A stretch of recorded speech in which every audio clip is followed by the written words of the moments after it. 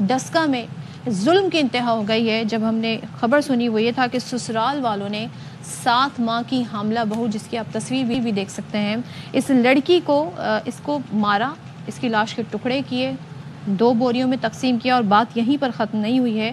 اس کے سر کو دھڑ سے الگ کر کے چولہے پر رکھ کر جلایا اور اس کا وہ حال کیا تاکہ اس کی شناخت نہ ہو سکے. اس کے بعد وہ دونوں بوریاں مختلف جگہوں پر پھینکی، ایک نہر میں پھینکی، ایک سڑک کنارے پھینکی. اب الزام کیا لگایا سسرال والوں نے کہ یہ اپنے کسی چاہنے والے کے ساتھ بھاگ گئی، کیونکہ لڑکی غائب ہو گئی ہے. تو لڑکی کہاں ہے؟ تو انہوں نے توجہ یہ دی کہ وہ بھاگ گئی ہے، جبکہ انہوں نے، اور یہ کون تھی؟ یہ اس کی اپنی رشتہ دار تھی، خالہ ساس تھیں. آپ خالہ ساس تھیں، اور دوسرا شوہر بیرون ملک اس کے کام کرتا تھا. اور پھر یہ ہے کہ ساس نے بیٹی کے ساتھ مل کے جی خواتین انوالو تھی. اور آپ یہ دیکھیے کہ خالہ اور پھر اس کے بعد اس کی بیٹی نے مل کے یہ کام کیا.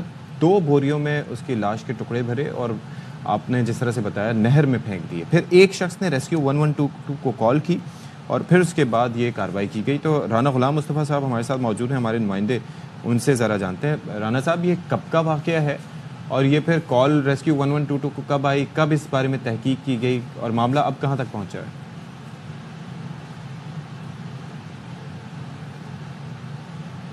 رانا غلام مصطفیٰ آپ ہیں ہمارے ساتھ؟ چلیں ہم بات کرنے کی کوشش کریں گے، لیکن آپ یہ سوچیں ہم 21ویں صدی میں ہیں، 21 سینچری میں اتنی اویئرنیس ہے، لوگوں کو کہا جاتا ہے جی ایمپیتھی رکھیں، دوسروں کے ساتھ ہمدردی کریں، انسانیت کی بنیادوں پر لوگوں کے ساتھ سلوک کریں. لیکن جب آپ کے گھر میں آپ کے ساتھ ہی ہو رہا ہو، مجھے تو سب سے زیادہ حیرت ہوئی کہ اس میں خواتین انوالو ہیں. اس کے لیے آپ کو انتہائی شفاق اور ظالم ہونا پڑتا ہوگا کہ جب آپ کسی کے اوپر اس طرح چھری چلائیں یا اس کو چولہے پہ رکھ کر جلا دیں. پورا پلاننگ سے آپ اس کی لاش ٹھکانے لگائیں، اور پھر یہ، اور اس کا ایک بچہ آلریڈی موجود تھا اور وہ 7 مہینے کی حاملہ تھی. یہ بھی ڈبل مرڈر کہیں گے. تو آپ یہ ڈبل مرڈر ہے بیسیکلی. اور رانا غلام مصطفیٰ ہمارے ساتھ موجود ہیں، ان سے ذرا بات کر لیتے ہیں. رانا صاحب، یہ کب کا واقعہ ہے ایک تو یہ بتائیے گا، اور پھر یہ کال کس نے کی تھی ریسکیو 1122 کو اور کیا بتایا تھا، کیا تحقیق ابھی تک کہاں پہنچی ہے؟ اشفاق، یہ کوٹلی محلہ ہے، تھانہ موترا کا گاؤں ہے ڈسکا کے ساتھ ہی. تو وہاں کی سغرا بی بی جو ہے، اس کی 5 بیٹیاں ہیں، ایک ہی بیٹا، جس نے اپنی بانجی کو اپنے بیٹے کے لیے رشتہ مانگا، شادی کی 4 سال قبل. تو اس کے بطن سے ایک بیٹا جو ہے 2 سال کا شافع پیدا ہوا. اب وہ حاملہ تھی، 7th منتھ کی جو بتایا گیا. تو یہ بانجی اور خالہ کا جو رشتہ تھا وہ ساس اور بہو میں جب بدلا تو روایتی جو بات ہے ساس بہو کے درمیان وہ سلسلہ شروع ہو گیا. نفرت اس حد تک بڑی کہ وہ اس مطلب ہولناک وحشتناک انجام تک بات پہنچ گئی.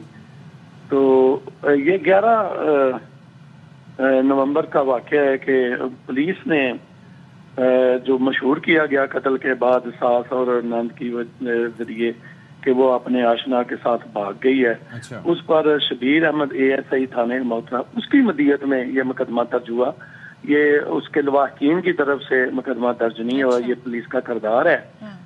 تو پولیس نے اپنے جو ظاہرہ مقتولہ اس کے والد کی طرف سے جو بتایا کہ انہوں نے رابطہ کیا ہم سے، تو اس رابطے کی بنیاد پر الزام جو ہے وہ سامنے آیا. باپ نے بتایا کہ ہم نے رابطہ کیا سغرا بی بی سے کال پہ، تو انہوں نے بتایا کہ آپ کی بیٹی تو بھاگ گئی ہے، کیونکہ زہرا کا جو تھا وہ موبائل وہ بند جا رہا تھا.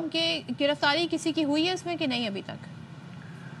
جی 2 جو ماں بیٹی ہے جو قتل میں ملوث ہیں حقیقی طور پہ، اور ہم انتہائی تشویش کا شکار ہیں کہ اس طریقے سے 2 خواتین کس طرح قتل کر سکتی ہیں کہ زہرا کی ٹانگیں کاٹ کے بازو کاٹ. ٹھیک ہے، اس پر بات کر لیتے ہیں. ہمارے ساتھ موجود ہیں DPO سیالکوٹ رانا عمر فاروق صاحب. رانا صاحب، یہ ذرا فرمائیے گا کہ اس وقت سچویشن کیا، اور تو ڈبل مرڈر ہوا کیونکہ وہ 7 منتھ پریگننٹ بھی تھی، تو مقدمہ کن دفعات میں درج کیا گیا ہے اور کیا ابھی تک آپ